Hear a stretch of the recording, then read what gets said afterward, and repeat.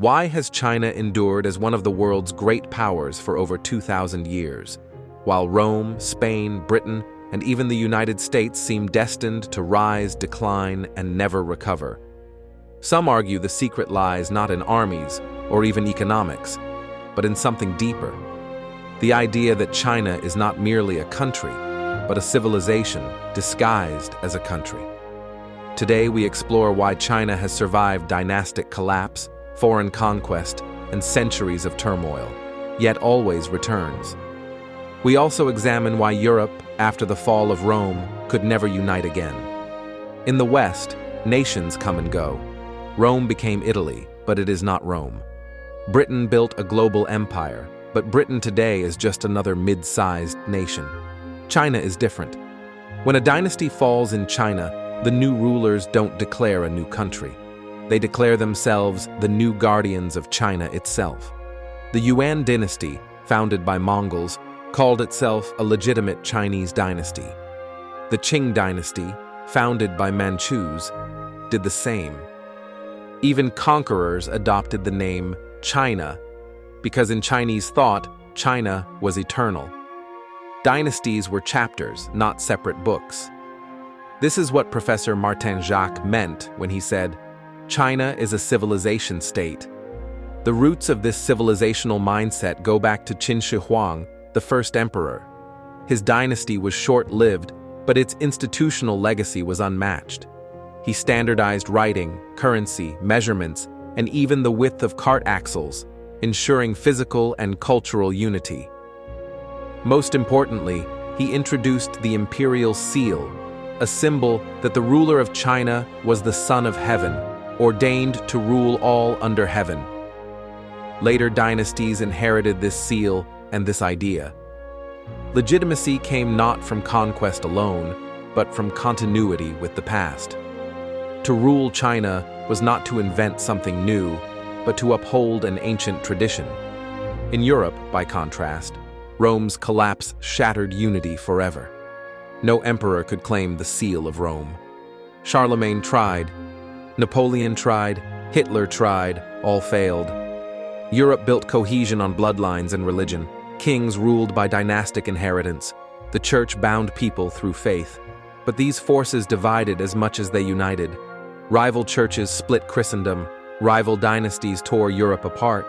China's cohesion was cultural. Confucianism, Taoism, shared rituals, and the Chinese written script tied people together across thousands of miles.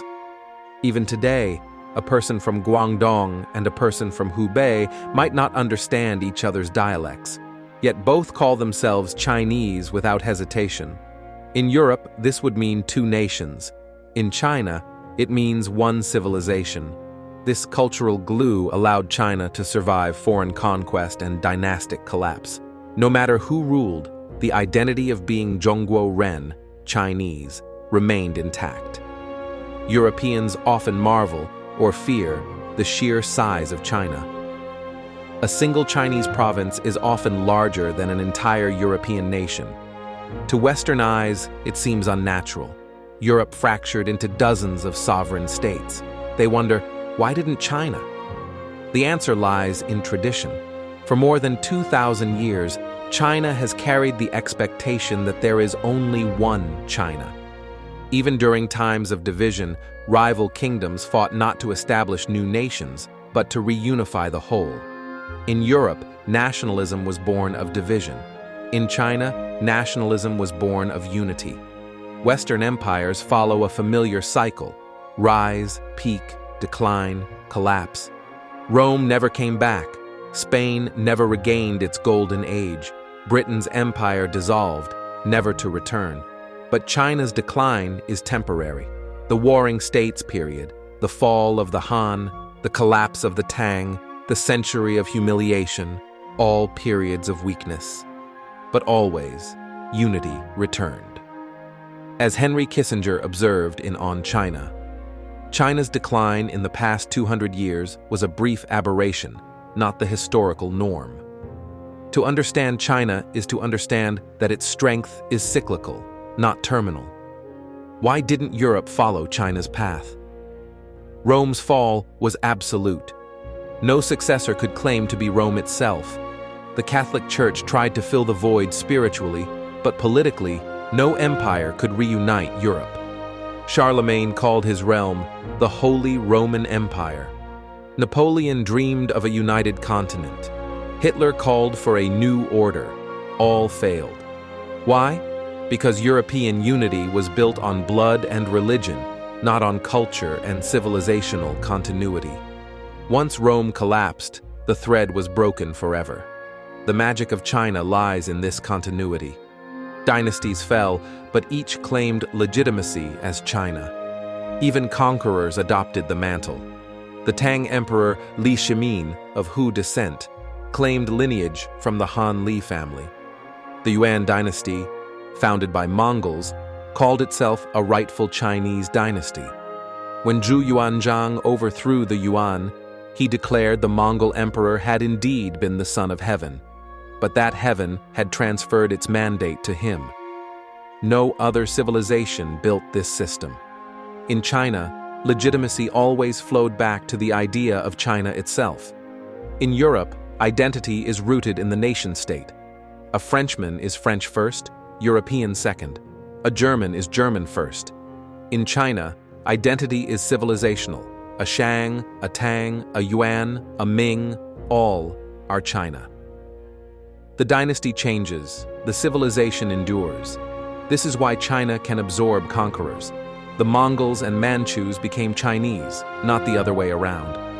Civilization proved stronger than ethnicity, stronger than blood, stronger than religion. Today, the West often predicts China's collapse. Economic slowdown, demographic challenges, political strain. But such predictions forget the deeper story. For China, decline is never permanent. The Song dynasty fell. The Yuan fell. The Qing fell. Yet China remained. Europe and America, meanwhile, face their own decline. History suggests that for them, decline is final. For China, decline is only another chapter. This does not mean China will rise forever unchallenged. But it does mean China plays a different game. A civilizational game, not a national one.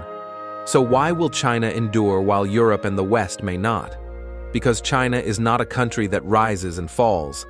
It is a civilization with no expiry date. Dynasties collapse, but China itself continues, eternal, unbroken, reborn. The West created empires. China created civilization, and civilization once born does not die.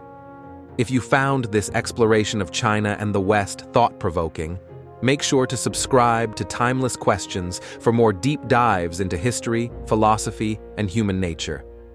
Because sometimes the past is the only way to understand the future.